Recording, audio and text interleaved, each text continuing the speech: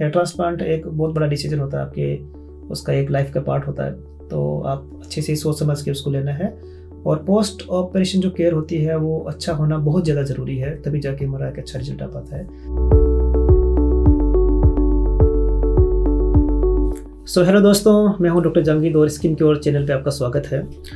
और जैसा कि हमेशा कोई ना कोई मैं किसी न किसी को के साथ में बैठ के कुछ वीडियो बनाता हूं, तो आज हमारे पास में है मिस्टर आशीष, जिनका कि हेयर ट्रांसप्लांट हमने किया था अराउंड 8 मंथ्स बैक। 8 महीने हो गए हमें, है ना। सो 8 मंथ्स पहले हेयर ट्रांसप्लांट किया था इनका।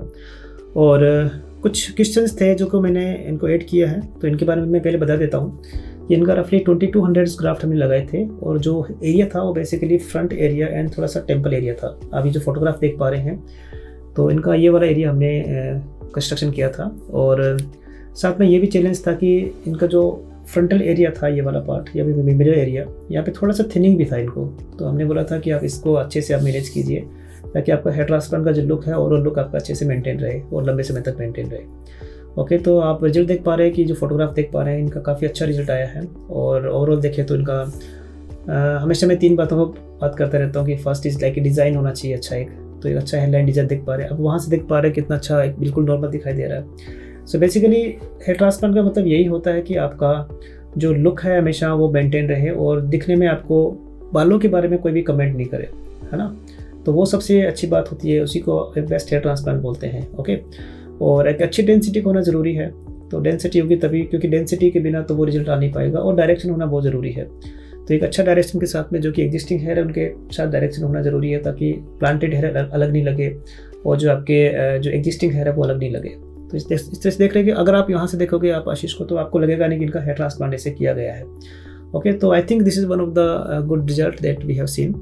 तो कुछ क्वेश्चन थे, तो हमने सोचा कि आशीष के साथ में इनका शेयर करेंगे, इनका एक्सपीरियंस भी शेयर करेंगे, और आपके क्वेश्चन भी हमने ऐड कर लिए हैं। तो फर्स्ट क्वेश्चन था मिस्टर नरेंद्र का कि हाउ टू चूज़ क्लिनिक। ये काफ़ी बड़ा क्वेश्चन है।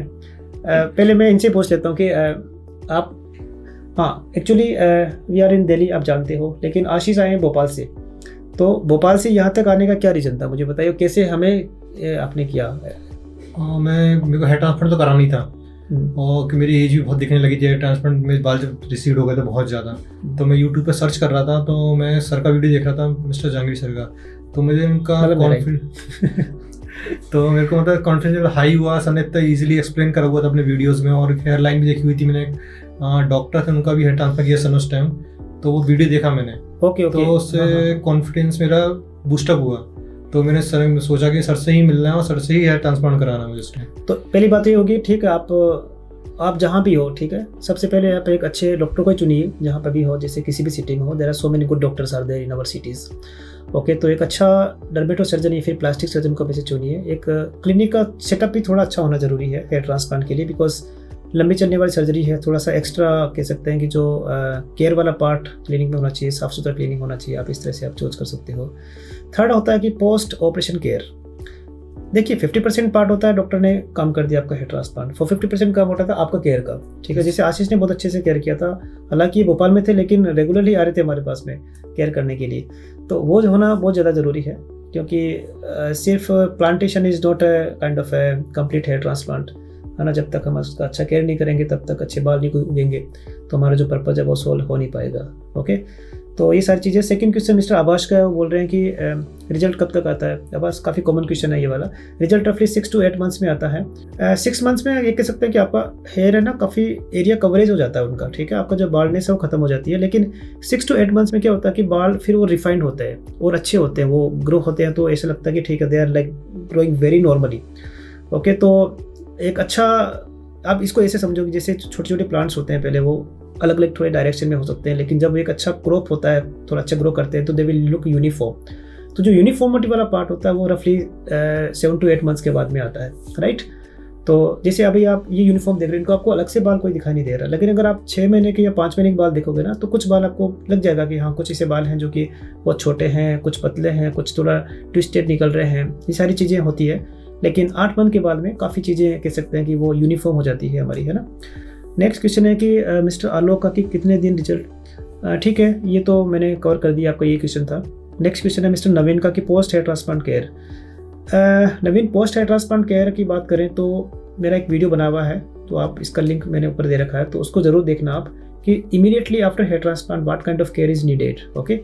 और उसके बाद में भी आपको एक्स्ट्रा केयर करना पड़ेगा, बिकॉज नेक्स्ट 6 मंथ तक तो आपका कह सकते हैं कि ग्रोथ ही उतना अच्छा हो नहीं पाएगा। 6 मंथ के बाद ही ग्रोथ अच्छा होगा, तो तब तक है आपको एक्स्ट्रा केयर करना है। ऐसा कुछ चीज़ कह सकते हैं कि बॉडी पे, बालों पे नहीं लगानी है जो कि आपके हेयर को डैमेज करे, या फिर कह सकते हैं कि जो मेडिसिन वाला पार्ट है वो भी आपको केयर करना पड़ेगा, ठीक है। आशीष, आपका क्या कैसा रहा था आपका एक्सपीरियंस हेयर ट्रांसप्लांट के बाद में? मेरा एक्सपीरियंस को मतलब मेरे को लगा ही नहीं कि हेयर ट्रांसप्लांट हुआ मेरा आफ्टर, मतलब ना कोई मुझे दर्द हुआ, उस टाइम पेन हुआ।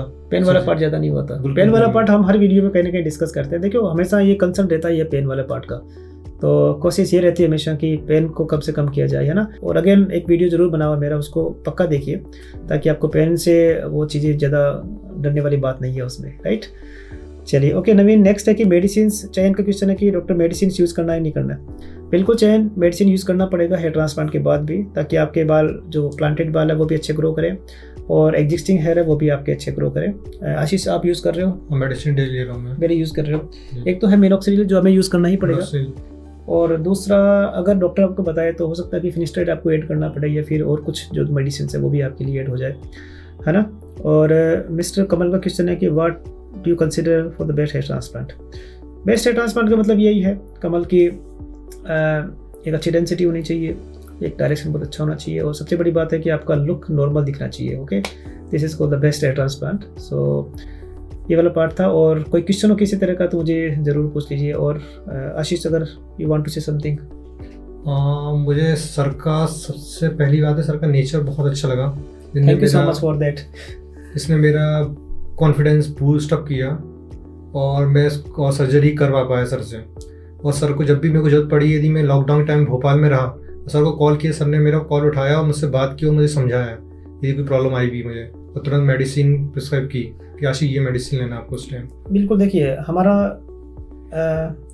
अपार्ट फ्रॉम अदर थिंग्स ये ज़रूर है कि कॉन्टैक्ट से हमेशा रहना चाहिए, ठीक है। बिकॉज हेयर ट्रांसप्लांट एक बहुत बड़ा डिसीजन होता है आपके, उसका एक लाइफ का पार्ट होता है, तो आप अच्छे से सोच समझ के उसको लेना है।